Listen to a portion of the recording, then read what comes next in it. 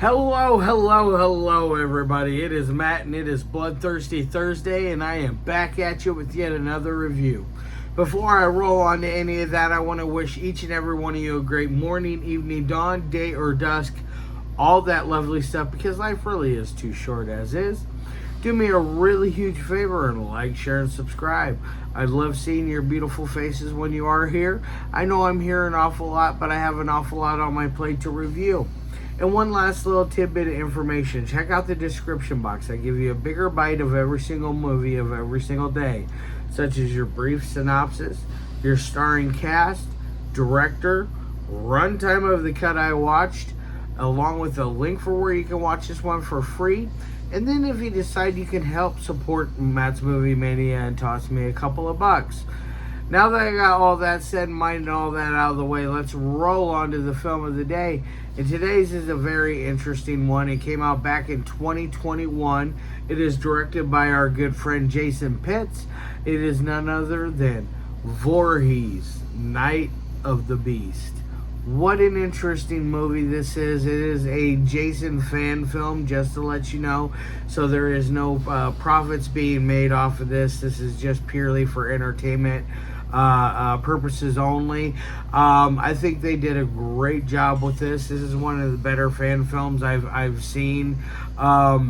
Jason looks really cool. He's very gnarly looking. He's kind of in that in between stage of both part 6 and part 7. He's got, his ribs are showing, his teeth are showing through the rotted hockey mask.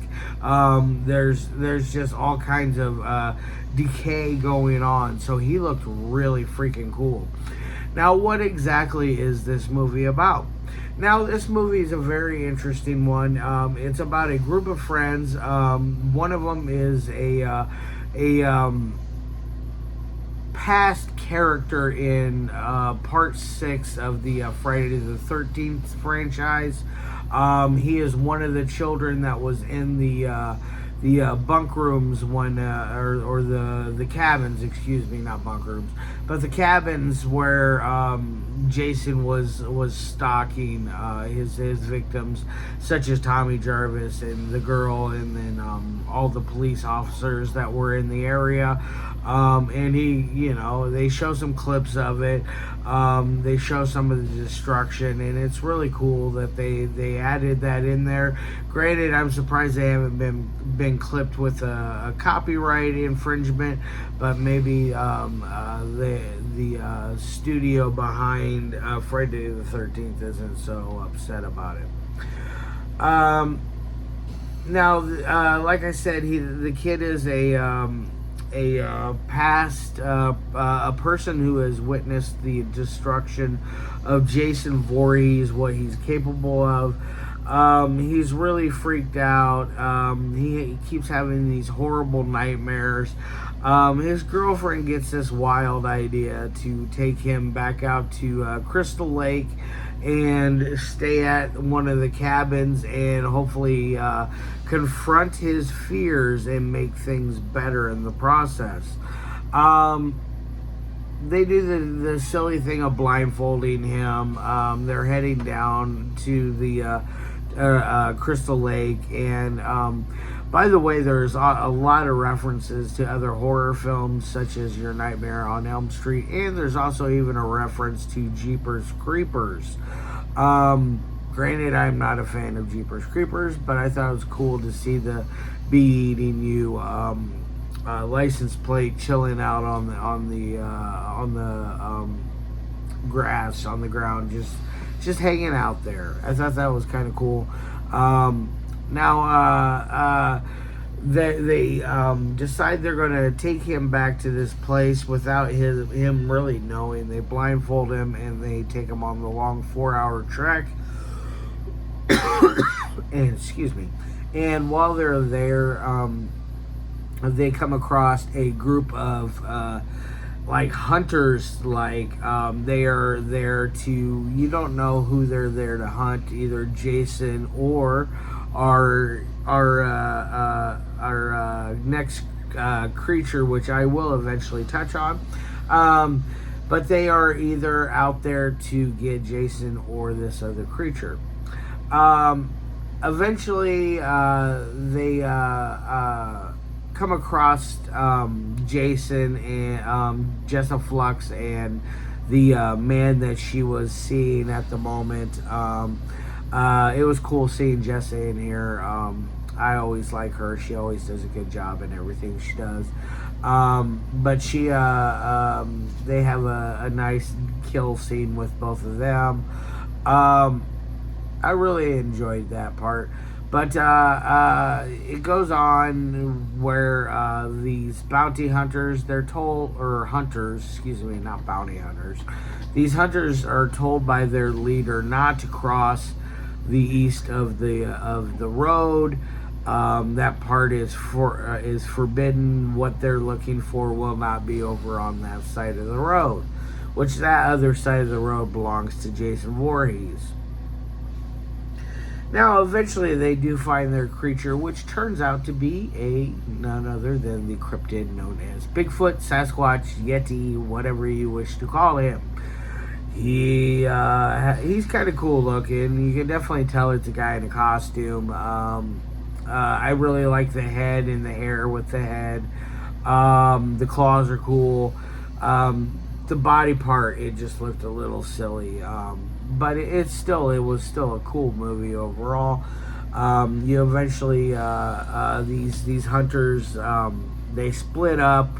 Two of them end up over on the east of the road on their own doing, by the way.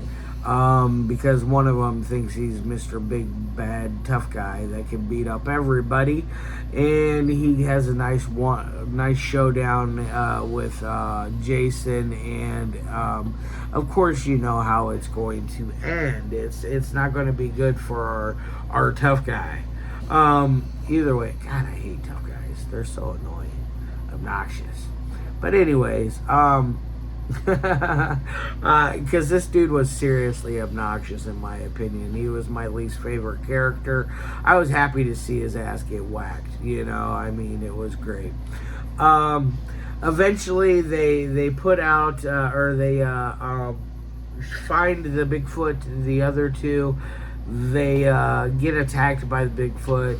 Luckily they survive that attack, and they shoot the Bigfoot with a tranquilizer dart, which eventually it passes out in the road in front of our young couple that are heading back to the city, because the boy is just not feeling it. It's not helping him at all. All this stuff is going on. They're finding they found Jessa, Flux, and her boyfriend dead.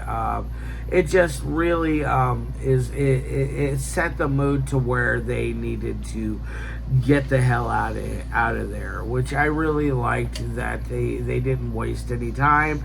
They really went balls to the wall with this movie.